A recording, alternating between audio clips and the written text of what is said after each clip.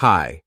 In this episode, we will briefly summarize what we have said about architecture so far and answer the question of how architecture relates to Agile software development. Let's get started. Architecture is more than just diagrams and design patterns. It's the entire decision-making process that starts with finding architectural drivers and quantifying them with metrics. Thanks to this, we build a coherent understanding of the problem among all parties interested in our system. We, as programmers, architects, are also the interested parties in that system. Based on this information and our technical knowledge, we make architectural decisions. When we talk about the decisions that shape our system, we don't just mean the components, containers, or classes that Kuba Pilliman told you about when he presented you with the C4 structure documentation system. What we mean are also decisions which shape solutions at the level of solution architecture. I'll tell you more about it next week, when I show you the big picture event storming technique, which allows you to quickly identify business areas. We are also talking about decisions that shape the entire software development process, the process of its implementation and operational processes that help keep our system in production. The role of an architect is to shape architecture by making decisions about these processes. How does agility fit into this? We're talking about making decisions all the time. If we make decisions, we introduce some restrictions. What do you think about when you hear the word restrictions? We associate them with the lack of freedom, with bureaucracy, with stiffness, with blocking. And indeed, some decisions do have such consequences. But the question is whether all of them do. Let us look at the art, the field which most of us associate with lack of any restrictions, with complete freedom. I have prepared 2 quotes for you. The first one is by Igor Stravinsky, who says that the more we limit ourselves, the freer we become. And the other one is by Leonardo da Vinci, who says that art lives with limitations and dies from freedom. What are they talking about? About what limitations? These words sound paradoxical. How can you say that restriction can set us free? Let's think about it. Let us take an example of the following restriction. In continental Europe, someone once decided that everyone would drive on the right side of the road.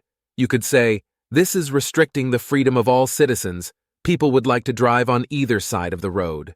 But thanks to the introduction of such a restriction, the safety of movement has increased.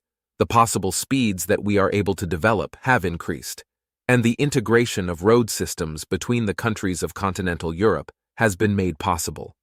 Thanks to this, we are able to quickly and safely get to Croatia for a holiday.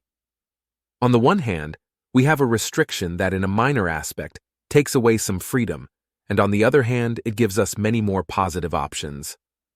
Here is an example from our field: immutability. If applied to our code, it often results in a much simpler solution than it would be for mutable code. So we see that some limitations may give us more options for the future. We will look for such limitations when making decisions. The first example of such a decision will be the division of the system into autonomous subsystems, which will enable each of them to develop independently in the direction that will be required. Another such decision is the automation of implementation processes. Why should each team do it on their own and spend more time doing it if we can make one decision? We deploy it in this and that way. Then each of them can focus on solving important business problems and not on how to deploy their application for production. Consistent technological stack. If we make such a decision at the beginning of our project, it will allow us, if necessary, to easily transfer programmers between individual subsystems. Yet another decision is to establish a communication protocol between systems. We don't have to predict all possible ways in which subsystems can communicate with each other. If we introduce a consistent protocol, such as HTTP or some variation of the RPC protocol, and in the future there is a need to integrate some 2 components together, the fact that the protocol is consistent makes this integration much simpler. Good architecture can and should enable an agile software development process. You can't create something without making any decisions. We have to make decisions, otherwise they will be made for us. If I, as an architect, Do not make a decision as to the language in which we will write our software at the beginning of the project. This decision will be made individually by each team.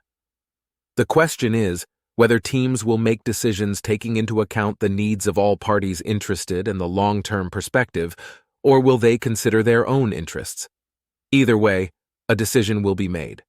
As architects, we look for decisions that reduce the irrelevant aspect, but give us more options in the future and give positive features to our system. Yet another thing is the time perspective. We don't want to make all the decisions at the very beginning. For each of them, we are looking for the so-called last responsible moment, because the later we make a decision, the more time we give ourselves to collect and understand all architectural drivers and quantify them. And the more we understand, the better decisions we are able to make. How can we do it? You will find it out in the next episodes. Stay tuned.